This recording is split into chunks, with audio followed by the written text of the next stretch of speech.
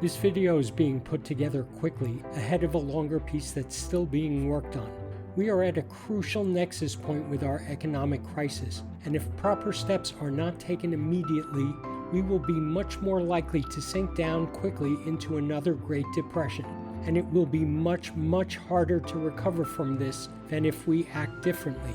But the worst of this fallout can be avoided if proper steps are taken. So please, to avoid a massive surge in homelessness, we must put a freeze on mortgages, rents, and evictions if someone cannot meet their payment obligations. This has already partially been done with federal mortgages and rentals in most areas, but we are in danger of stopping this, and what we absolutely need to do instead is to continue with it and to take it even further.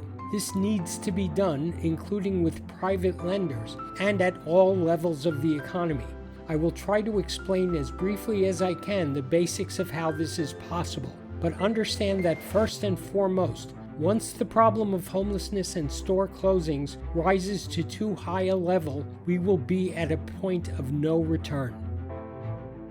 So first, let's think about what will happen if we let mortgages and rentals fail on a massive scale.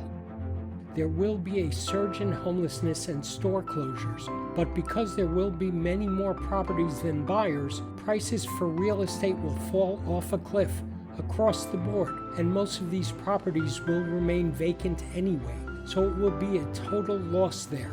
Many of the main property owners will also then not be able to meet their payments and will go bankrupt. And the investment bonds for these mortgages will also fail, just like they did in 2008.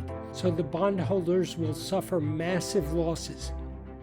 Instead, though, if we froze rents and mortgage payments for the people that needed it, homelessness will not surge. So we'd avoid the collapse in that market, at least for the time being. Landlords would also receive leniency if needed, so their businesses wouldn't collapse.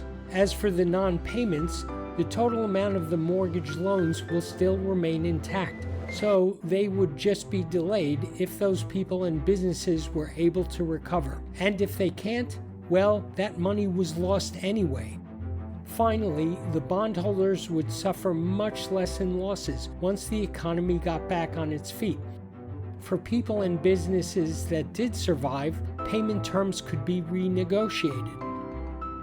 That is it in a brief summary. There are plenty of details to work out, but there isn't time to worry about that. The crucial message for right now is this: stop. Do not evict people from their homes, apartments, or businesses.